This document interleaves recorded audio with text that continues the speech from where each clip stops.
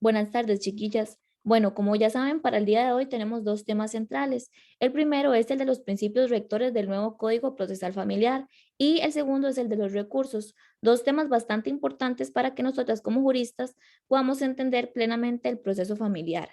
Bueno, quisiera empezar diciendo que en mi opinión el principio de mayor jerarquía e importancia dentro del derecho a familia es el que coloca al ser humano como centro del proceso. Todos los principios y normas que rijan en el derecho a familia deberían estar en concordancia con este principio.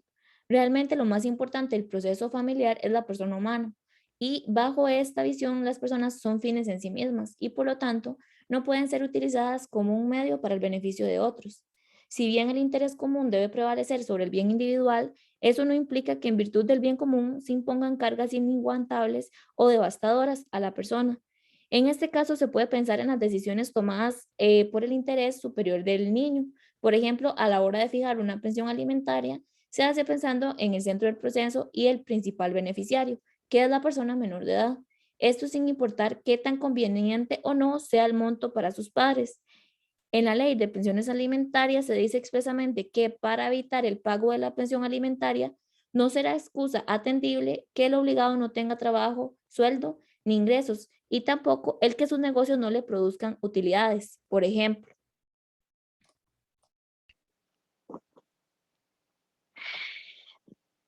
De acuerdo. ¿Y qué otro principio podría ir de la mano con el de la persona humana como el centro del proceso y que se pueda deducir a partir de lo introducido por el nuevo Código Procesal de Familia? Bueno, yo en realidad considero que un principio que es reflejo de la persona humana como centro del proceso es el de preclusión flexible. En el derecho de familia, en realidad son pocos los procesos en los cuales lo que se decida tenga la característica de inmutable.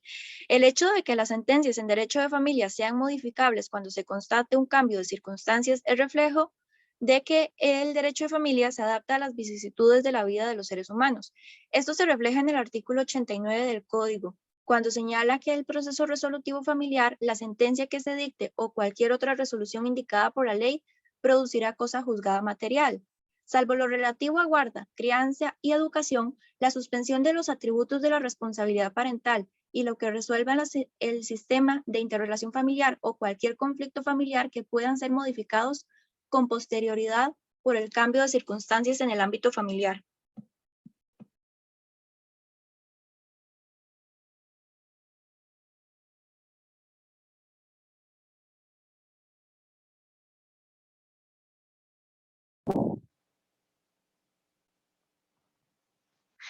Buenos días, compañeras. Muy interesante el principio que acaba de exponer la compañera en relación a la persona como centro del proceso.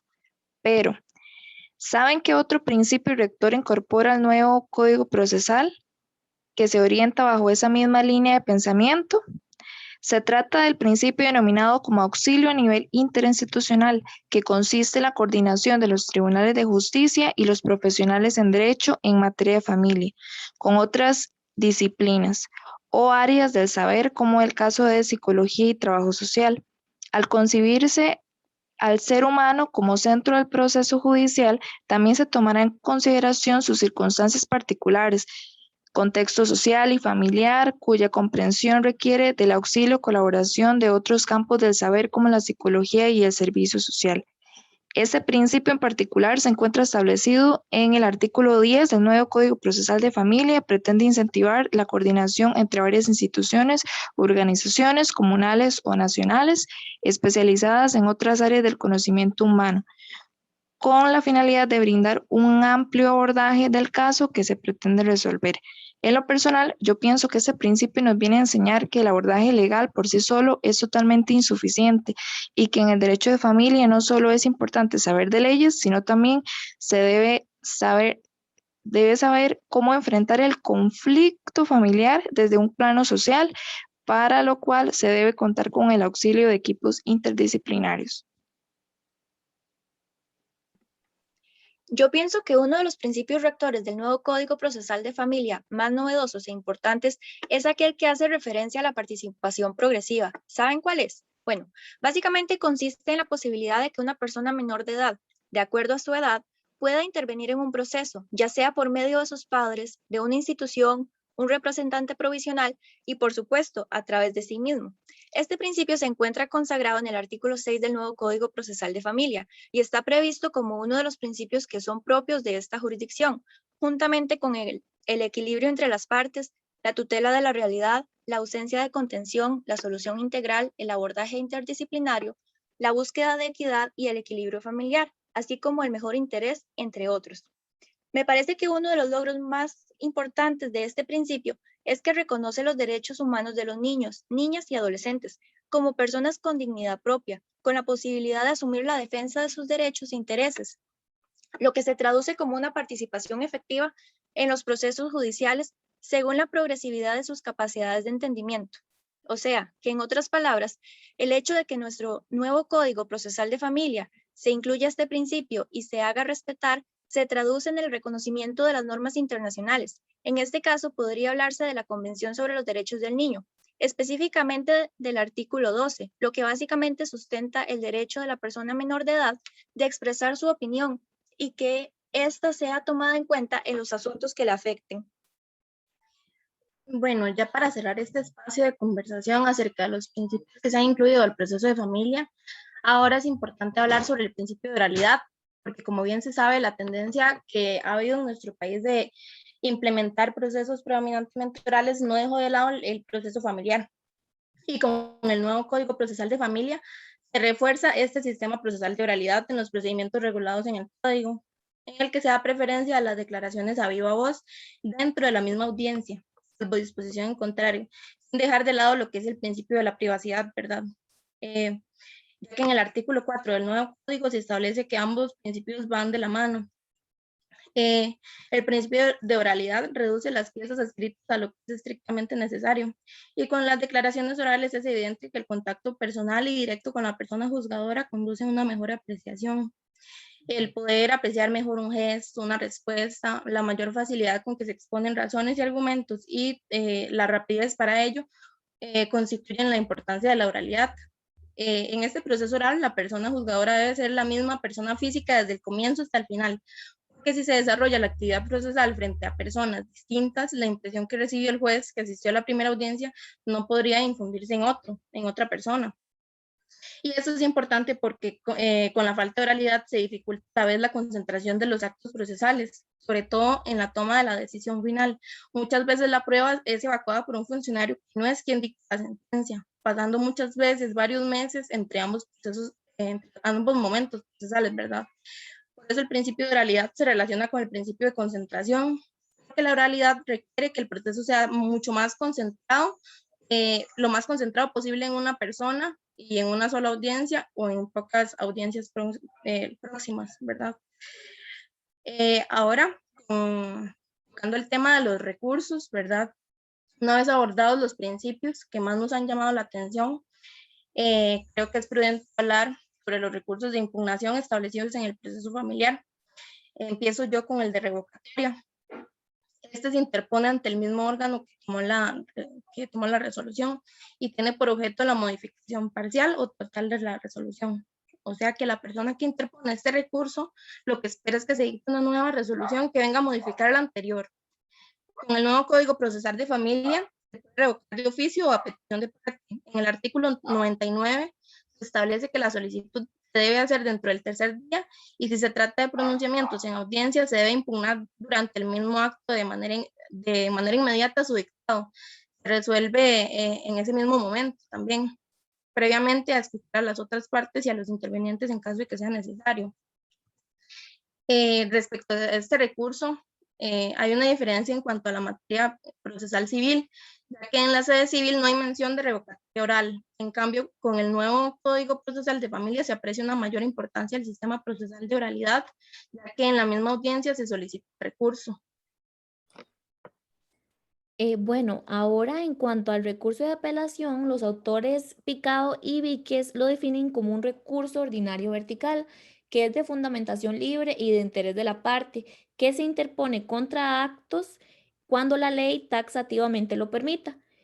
Este se formula ante el órgano de primera instancia a quo, pero lo conoce el superior en grado, el ad quem, quien podrá revisar actos procesales o de fondo.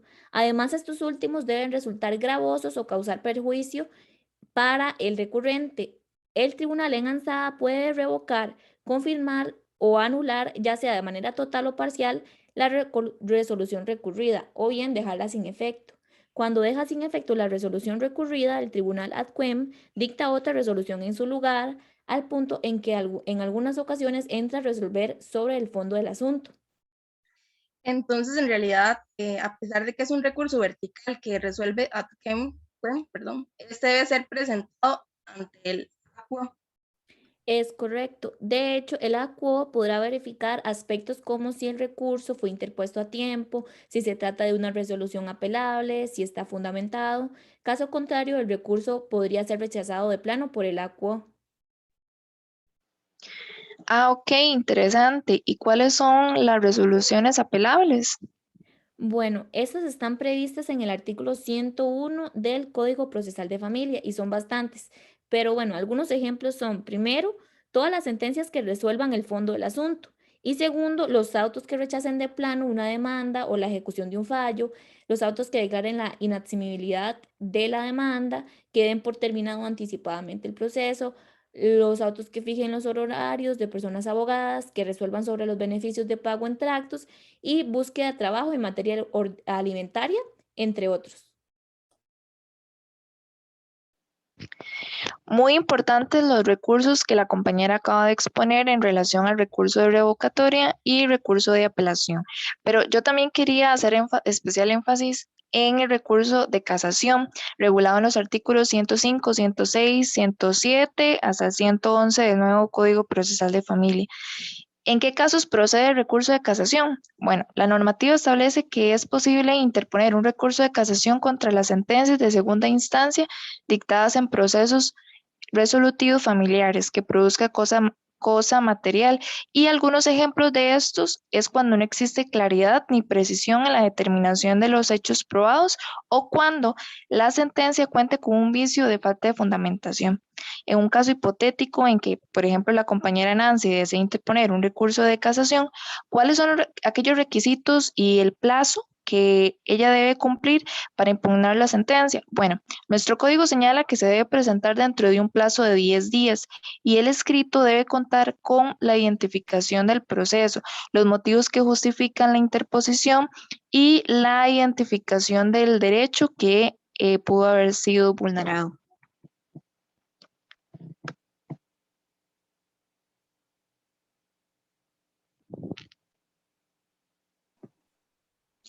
Bueno, compañeras, habiendo escuchado todo lo que ustedes nos aportaron, finalmente a mí me gustaría hacer una breve referencia a la demanda de revisión, pues esta es muy novedosa en el proceso de familia y no tiene comparación alguna con el antiguo Código Procesal Civil de 1989.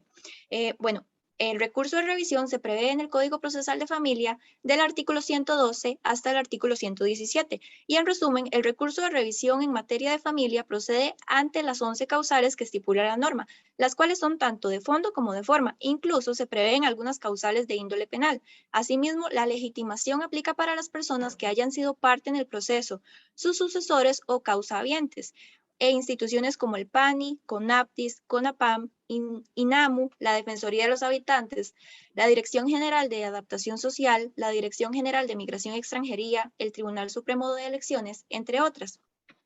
En este mismo orden de ideas, la demanda o recurso de revisión, el plazo para interponerla o para interponer la revisión será de 1 año contando a partir del momento en el cual la persona perjudicada tuviera la posibilidad de alegar la causal respectiva. No obstante, no procederá cuando hayan transcurrido 10 años desde la firmeza de la sentencia que se impugna. Sin embargo, es importante señalar que si se tratan de derechos humanos vulnerados, no existirá caducidad del plazo para interponer tal demanda. La demanda de revisión se presenta ante el órgano que dictó el fallo de la primera instancia. Finalmente, tenemos que contra la demanda de revisión no procede recurso alguno. Muy interesantes los dos temas. Muchísimas gracias por su participación, compañeras. Que tengan un lindo día y hasta la próxima.